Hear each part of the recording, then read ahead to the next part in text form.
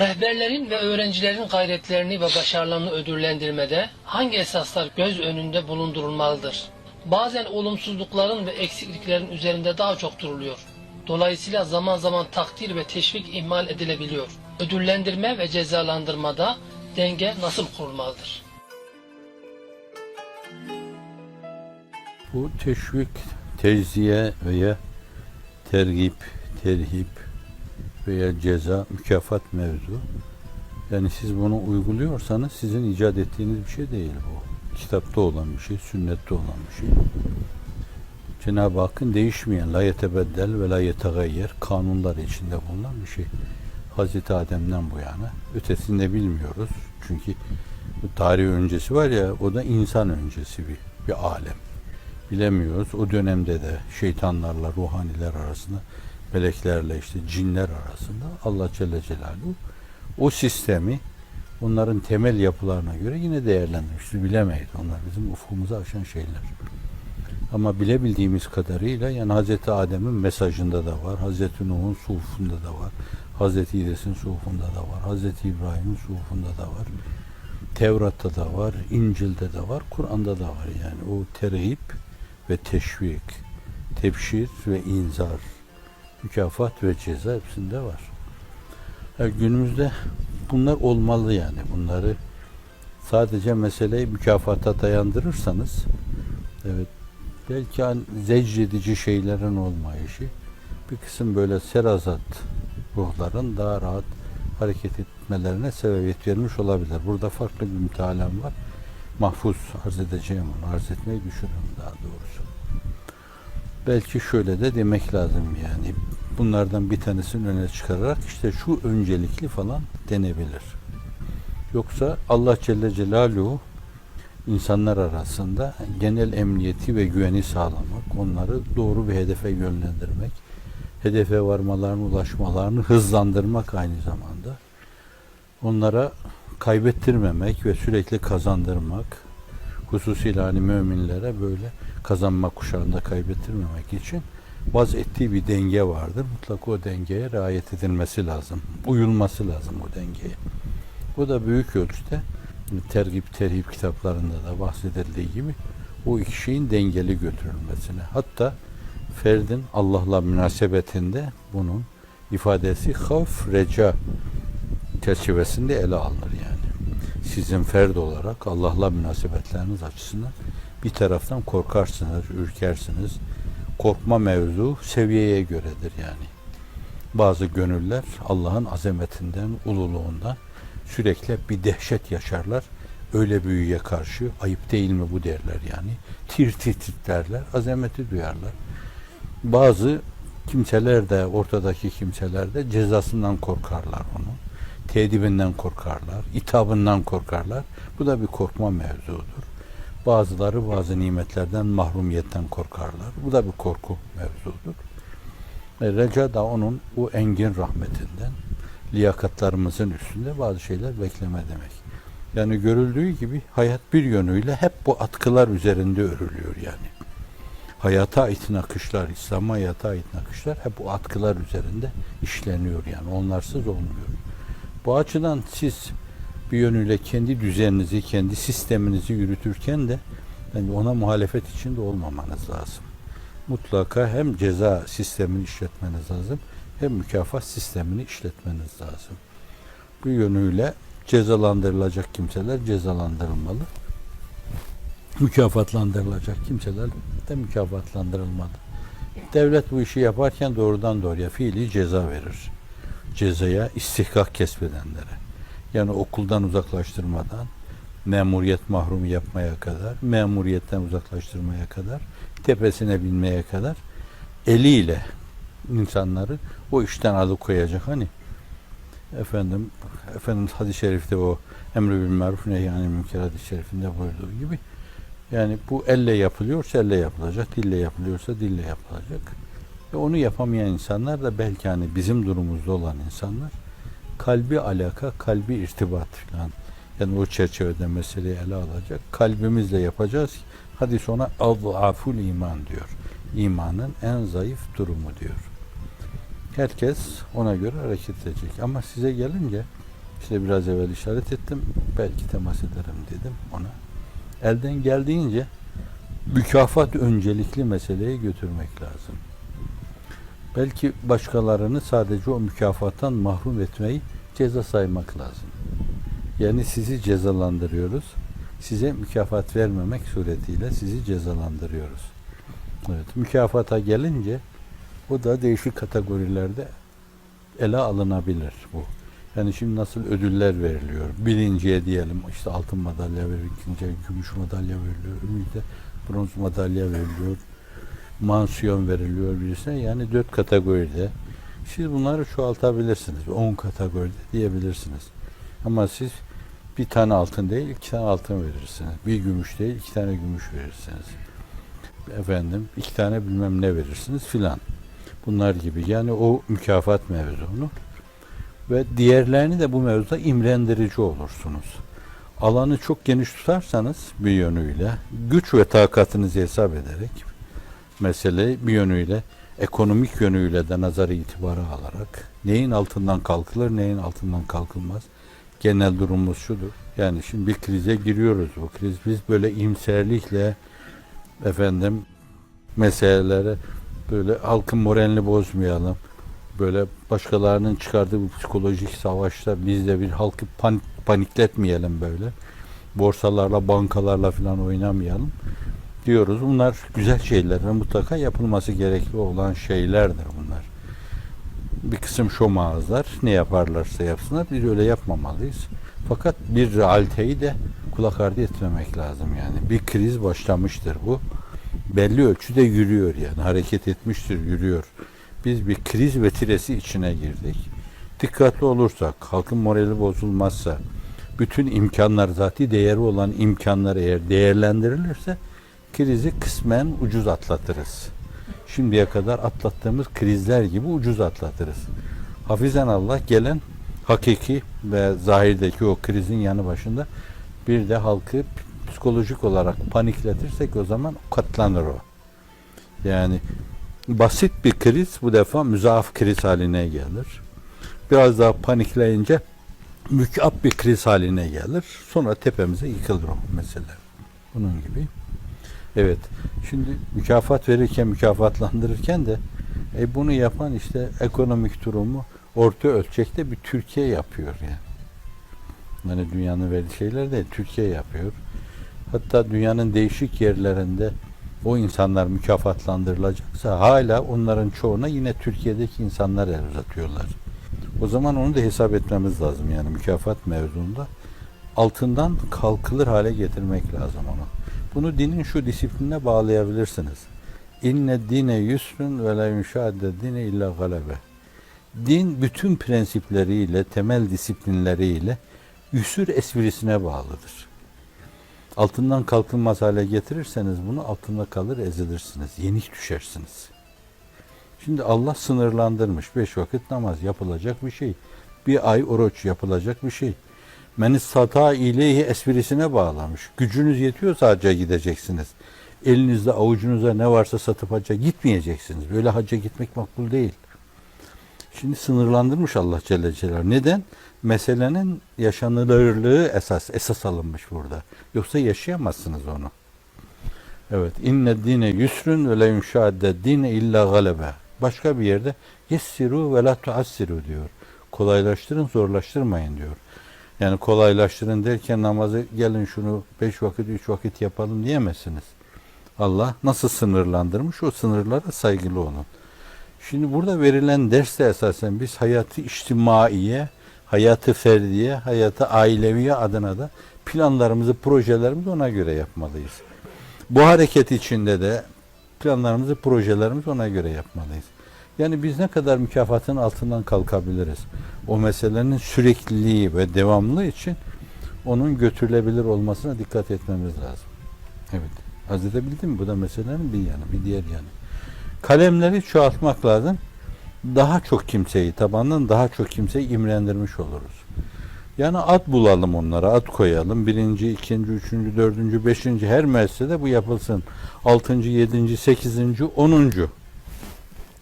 Nitekim hani üniversitelere girmede, bizim orta dereceli okullara girme mevzuunda ilk 100'ün içinde, ilk 1000'in içinde gibi bir şey var yani bunlar. Bunlar belli ölçüde iltifat görüyorlar. Yani bunlar makul şeyler. Biz de bunlara bir şeyler tattırırız. Ben örnek olsun diye bir şey arz edeyim bunlara. Mesela diyelim ki siz çok önemli bazı birilerine bir kısım projeler teklif ettiniz bunlar. Mesela işte ilim olimpiyatları adına bir şeyler yaptınız. Ve burada hakikaten 1 numaralı bir talebe çıktı, 2 numaralı bir talebe çıktı, 3 numaralı bir talebe çıktı. Sadece bunlara bir altın madalya vermekle iktifa etmemeli. Mesela sormalı bunlara. Demeli ki bir de aynı zamanda bu 1 numaralı gelen insana, 2 numaralı gelen insana bir seyahat takdir ettik. Ama siz neresini istersiniz, tercih edersiniz? Hacca mı gitmek istersiniz? Umre'ye mi gitmek istersiniz? İngiltere'ye mi gitmek istersiniz?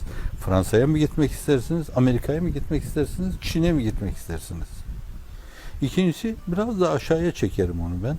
Bulgaristan'a mı gitmek istersiniz? Yunanistan'a mı gitmek istersiniz? Yoksa gittiğiniz her yerde bakılıp görüleceksiniz. Madalyanızı aldınız aynı zamanda. Türkmenistan'a mı, Kazakistan'a mı, bilmem nereye mi, Azerbaycan'a mı gitmek istersiniz? Bu da ayrı bir mesele olur yani. Bir diğer taraftan şöyle bir başarı, yine mesela başa göre şöyle bir başarı sağladığınız zaman da o da o başarının arkasını getirmesi için diyeceksiniz ki sana bir burs takdir edeceğiz. Bu seviyeni aynı zamanda bu itibarını koruduğun zaman bir burs takdir edeceğiz. Eğitimini bitireceğin ana kadar. Ve sen bu trendi koruduğun zaman eğitiminde işte diyelim orta dereceli okulsa orada, üniversite ise lisanssa orada seviyeni koruduğun zaman aynı zamanda eğitimin çok yüksek olduğu ülkelerde, İngiltere gibi bir yerde, Almanya gibi bir yerde, Amerika gibi bir yerde sana master yaptırtacağız. Onda da başarı gösterdi bu. Sürekli hep böyle hayatını başarıyla geçirdi. Sana burada bir doktora yapma fırsatı vereceğiz, imkanı vereceğiz. İşte bunlar imrendirmedir aynı zamanda. Ötesinde onların başkalarına tepeden bakması, başkalarının o mevzuda ağzının suyunu akması, bunlar da biraz rehabiliteye bağlı şeyler. Onlarla yatıştırılır bunlar. İnsandaki insani duyguların geliştirilmesiyle bunlar baskı altına alınabilir. Bunların olmasına meydan verilmeyebilir.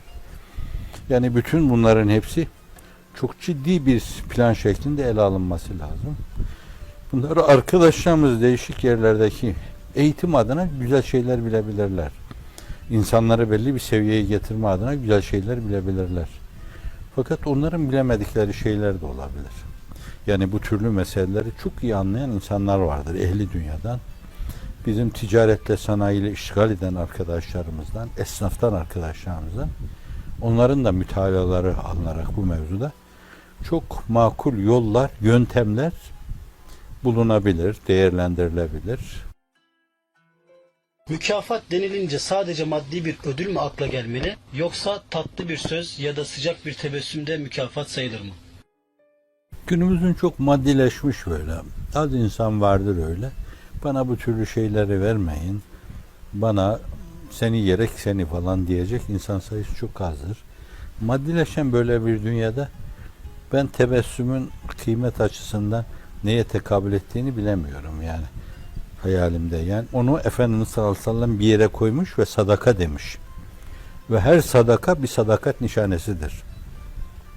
Senin dine karşı sadakatin ifadesidir. Efendimiz'e karşı sadakatin ifadesidir. Sünnete karşı sadakatin ifadesidir.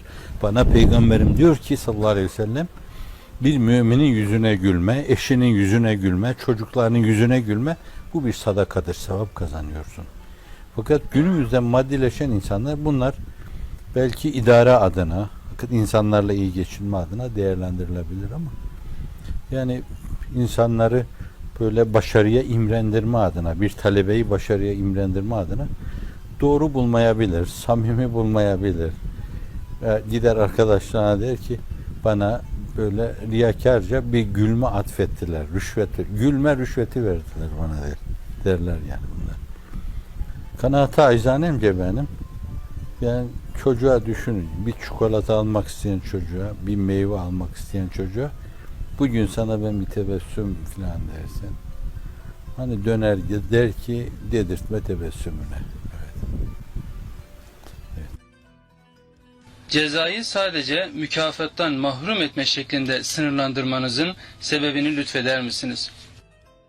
Evet. Mesleğimiz itibariyle, hareketin temel felsefesi itibariyle bir o türlü cezalandırma selahiyetimiz yok. Yani cezalandırma olabilir. Alır bir yere sürersiniz. Bir ikinci mesele var. Yani o insanları cezalandırdığınız zaman, diyelim bazı şeylerden mahrum ettiniz. Onu daire içinde tutma zorluğuyla karşı karşıya kalırsınız. Çok az da olsa Allah'ın siyanet ettiği, himaye buyurduğu, inayet ettiği şeylerle korunuyoruz bir yönüyle. Ama birinin damarına dokunurduğunuzda hemen cephe değiştiriyor, yer değiştiriyor. Diyor bu defa bugüne kadar belki lehinde konuştuğu, gürül gürül konuştuğu, hutbeler irad ettiği bir hareketin aleyhinde konuşabiliyor. Bir düşman cephe oluşturmuş olursunuz yani. Bu da meselenin bir diğer yanı. Mahrum edilen insanlar güftügüye başlarlar. Yani iyi bir terbiye görmemişlerse şayet. Bu açıdan da meseleyi ister duygunuz, ister düşünceniz, ister hayat felsefeniz, ister dünya görüşünüz adına sizden uzaklaştırmaya sebebiyet vermeme açısından bence o ceza meselesini belli bir ölçüde rolantta tutmak lazım ve onu mükafatlandırmama şeklinde yorumlamak lazım. Resul-i Ekrem Efendimiz sallallahu aleyhi ve sellem kalpleri ısındırılacak olanlara ve ümmetinden bazı kimselere bol bol ganimet dağıtırken yakın dostlarına ve aile fertlerine sürekli ahireti işaret ediyor, çocuklarının ve torunlarının kamuya ait imkanları şahısları için kullanmamaları, mesela sadaka vurmalarından yememeleri hususunda azami hassasiyet gösteriyor. Bu hususu nasıl değerlendiriyorsunuz? İşte onlar dengedir yani aslında Efendimiz sallallahu aleyhi ve sellem'in dengesidir. Yani orada Efendimiz sallallahu aleyhi ve sellem'in hayat-ı seniyelerindeki o tavırlarında hiçbir zaman onun istediği ancak yakınlarıma bir meveddet, bir muhabbet bekliyorum sizden yani. O da Efendimiz Hazreti Üstad'ın dediği gibi yani Hazreti Hasan'da, Hazreti Hüseyin'de onların pak nesillerinde ümmeti Muhammed'in selameti adına çok önemli hizmetleri, misyonları görmüş. Dolayısıyla insanların nazarını onlara tevcih etmiş. Çok önemli bir şey.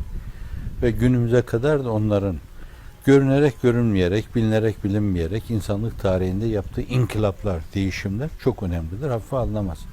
Bu açıdan Efendimizin öyle bir tevcihi ve bizim o istikametteki teveccühümüz çok önemlidir o mevzuda. Meselenin bir o yönü var. O mesele tabi ayrı bir şey. Fakat o Efendimiz yakınlarına bir şey verme mevzuunda hiçbir zaman kendi yakınlarına ganimetten şunu veriyor, bunu veriyor dedirtmemiş. Falana filana Fatıma'yı, Hasan-ı Hüseyin'i tercih ediyor dedirtmemiş Efendimiz sallallahu aleyhi ve sellem. Bu çok önemli.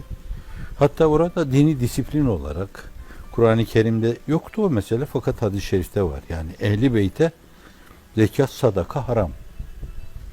Ve kendisi de Efendimiz sallallahu aleyhi ve sellem kendisine de haram o mevzu. Bildiğiniz gibi Ayşe validemiz diyor ki bir gece sabaha kadar kıvrandı durdu, uyuyamadı döşekte. Ben sonra sordum ya Resulallah niye? Buyurdular ki birden zuhul ederek böyle bir hurma buldum yatağımın kenarında. Ben hemen ağzıma attım onu. Bizim eve çok defa böyle zekat hurmaları geliyor. Ve bu zekat hurmasıdır diye kafama takıldı. Benim çok rahatsız oldum. Yine bildiğiniz gibi Hazreti Hasan Efendimiz ağzına alıyor böyle zekat hurmasından bir şey. Efendimiz fiilen de sesiyle de onu tiksindirici bir tavra giriyor. Ö dedirtiyor ona. Onu ağzından at dedirtiyor. Yani o mevzuda öyle hassas davranıyor. Kendi titiz. Evet. Burada bir de verilen çok önemli dersler de var yani. Bu işe kendini adamış insanlar böyle umuma ait meseleler mevzuunda bir yönüyle çok cimri davranmalılar. Yani hizmete müteallik bir arkadaşım bir tavrı öteden beri hep böyle bende hayranlık hissi uyardı. Hala koruyorum onu. Cüzdanımda dedi falana verilsin, hizmete verilsin diye birisi bir şey verdi. Ben kendi paralarımın yanına sayarak onu koyabilir miyim dedi bana. Ve ben bu ahlakı arıyorum arkadaşlarda. Yani elini bile hizmete ait meseleye sürmemesi lazım. Hele doğrudan doğruya aktif planda bu hizmeti temsil eden insanlar o para mara işine hiç karışmamaları lazım. El sürmemeli ona. Onu bizim esnaf arkadaşlarımız var. Emin, güvenilir arkadaşlarımız var. Onlar yapsınlar. Onlar da o iş görülürse izah edilebilir. Fakat siz nereden derler, nereden elde ettin? Bu hizmeti imaniye ve Kur'aniye'de paralar değil. Damlar dolusu altınlar değil, dolarlar değil, eurolar değil bence. İtibar önemlidir. Damlar dolusu itibar önemlidir. Vallahi, billahi, tallahi bir arpa kadar şey ağzına götürmez. İşte bu itibar bizim için. Arkadaşlar bu hassasiyeti korudukları sürece çok önemli bir hazinenin başında bulunuyor sayılırlar. Bunu yitirdikleri zaman da arkalarındaki o güç kaynağını yitirmiş olurlar. Ve hiçbir şey yapamazlar. İtibarlarını da yitirmiş olarak silinir giderler. Bu çok önemli. Efendimiz bu dersi veriyor bize. O dar bir hane-i saadette, o dar haneye canlarımız kurban olsun. O dar bir hane-i saadette ancak yani darlığını öğrenmek için hani şu misalle evet o görebilirsiniz. Buhari'de Ayşe validemiz diyor ki gece uzun uzun namaz kılıyordu. Ben yatakta yatıyordum. Sonra secdeye gideceği zaman eliyle ayaklarıma dokunuyordu. Çekiyordum, secde ediyordu. O kalkınca ben yine ayaklarımı uzatıyordum. Demek ki o evin içinde rahatla secde edecek kadar bile bir yer yoktu. Hayatı, şahsi hayatını kendi adına sıkıştırmıştı ama fakat vicdanlarda öyle bir taht kurmuştu ki Allah'ın izni inayetiyle onun için canlar feda edilir. Canlar dedirtiyordu. Onun yolunda olan Hazreti Pir diyor ki peygamberlik mesleği bu diyor. O peygamberlik mesleğinde 2. mektupta ifade edildiği gibi ve ma eselkum aleyhi min ecr in ecre illa alallah. İttebi'u men la yeselkum ecren. Bu vicdanların sesidir. İttebi'u yani Habib Neccar'ın mı bilmem kimin. İttebi'u men la yeselkum ecren ve hum muhtedun. İki espri var. İki esas var. Bir, hidayet üzerinde olma. Kur'an'ın gösterdiği doğru çizgide yaşama. İkincisi yaptıkları şey karşılığında kimseden bir şey aparmama. Önemli olan iki şey. İşte bunlara uyulur diyor. Bu tabiatın sesi soluğu. Bu insanlardaki insani hissiyatın sesi soluğudur. İnsani hissiyat diyor ki sizden bir şey talep etmeden ölesiye bir gayretle size hak ve hakikati anlatan bu insanlara uyulur. Onların arkasından gidilir. Mefhumu muhalifi şudur. Hizmetleri karşılığında sizden bir şey koparılıyorsa onların arkasından gitmeye değmez. Mefhum muhalifi de bu. Mefhumu muvafık o, mefhum muhalifi de bu meselenin. Bu açıdan fevkalade hassas. Bir de işte yakın kayırma mevzu var. Yakın kayırma da çok önemli. Yani oğlum bir işe konsun. İyi ki bazılarının çoluk çocuğu yok. Kızım bir işe konsun benim. Hanımıma da acaba bir iş bulabilirler mi? Bu daire içinde bir yönüyle o kendi şeyini, itibarını çürütüyor bence. Feda ediyor demektir bu. Senin işe yarayan bir oğlun varsa başkaları onu takdir etsin. Hazreti Ömer Efendimiz torununu tanımıyor sokakta görünce. İşte Efendimiz sallallahu aleyhi ve sellem'in Hazreti Fatıma'ya dediği de odur yani. Ama ne durumda? Yani Efendimiz gibi şefkatli bir insan. Omuzluğun altında Hazreti Fatıma validemiz yağır olmuş. Nasır bağlamış. Elleri de unu değirmen taşlarıyla öğüterek yapıyorlar. Ellerin içine nasır bağlamış. Halini arz ederek halimi arze ne hacet yani her şey sana ayan geliyor Efendimiz'e. Herkese bir köle iki köle filan veriliyor. O köle tevziinde taksimindeki esvir ayrı bir mesele. Oraya girmiyoruz yani. O boş bir şey değil. Hazreti Ali Efendimiz diyor ki onun vaziyetini görünce git diyor. Efendimiz sallallahu aleyhi ve selleme söyle. Hani babana da diyebilir normal. Babana söyle bir tane de bize versin. Gelince hatta rahatsız da oluyor Efendimiz ondan yani. Umma gelmiş bir şeyden. Sonra sen vermiyorum diyor ben. Eve git ben geliyorum diyor. Gidiyor. Fatıma validemiz diyor ki biraz sonra geldi eve. Ben Hazreti Ali ile yataktaydım. İkimizin arasına girdi. Hatta detayıyla anlatıyor onu. Mübarek ayaklarının soğukluğunu, demek yoldan gelmiş. İhtimal kıştı. Yani ifade tarzından anlaşılabilir öyle. Mübarek dizlerinin soğukluğunu göğsümde hissetmeye başladım. Dedi ki bize, size benden istediğiniz şeyden daha hayırlı bir şey tavsiye edeyim mi? Yatağa girdiğiniz zaman 33 defa Subhanallah, 33 defa Elhamdülillah, 34 defa da Allahu Ekber deyin. Bu size kölelerden, böylelerden daha hayırlıdır. Şimdi bir şefkatini düşüneceksiniz. Hazreti Fatime validemizin durumunu düşüneceksiniz. Peygamber kızı, başımızın tacı, sertacı, iptacımız, omuzunda omuzluk su taşıyor. Böyle herkesin kapısının önünde kurnalardan su akmıyor yani. Bir yerde kuyudan su çekiliyor, eve öyle götürülüyor. Ve bir hizmetçi istiyor orada. Aldığı cevap bu oluyor. Yani sanki siz ahiret için yaratılmış insanlarsınız. Ahiret azığı da Subhanallah, Elhamdülillah, Allahu Ekber'dir. Bence ona yönelin diyor. Bütün bunlarla kendi şahsi hayatı adına öyle disiplinler vaz ediyor ki zannediyorum o çizgide yürüyen insanlar hiçbir zaman kaybetmezler. Hiçbir zaman kimseyi küstürmezler. Hiçbir zaman mağlubiyet yaşamazlar Allah'ın izni inayetiyle.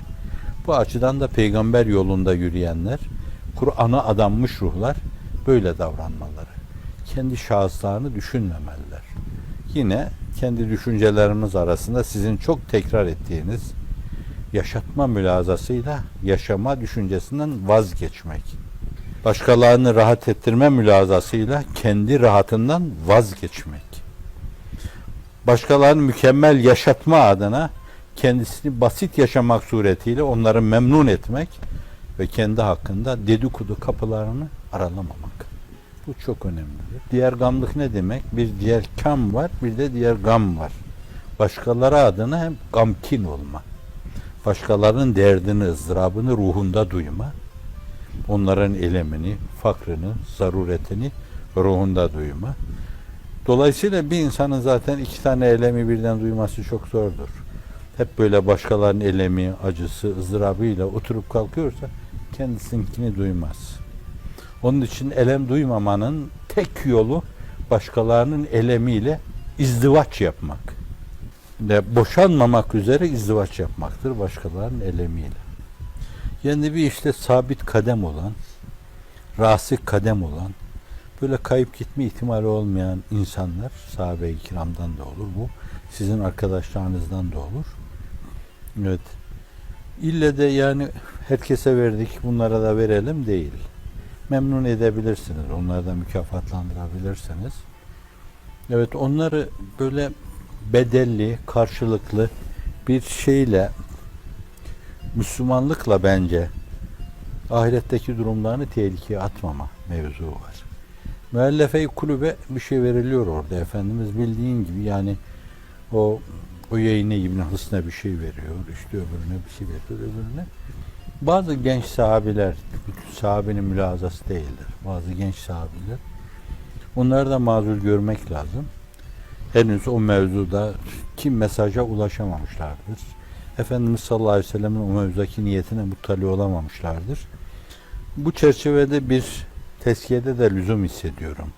Yani o dönemde Efendimizin terbiye gerdeleri arasında da bu türlü böyle densizler varmış dedirtmemek için diyorum bunları yani. Öyle değil. Bu vahyin, teşriğin devam ettiği bir dönemde o konuyla alakalı net bir şey gelmemiş olabilir. Onlar da bilmiyor olabilirler. Belki de Allah Celle Celaluhu onlar öyle bir şeye sevk etti. Ta Efendimiz sallallahu aleyhi ve sellem o mesajı versin onlara. İşte orada bildiğiniz gibi hani evvela Cenab-ı Hakk'ın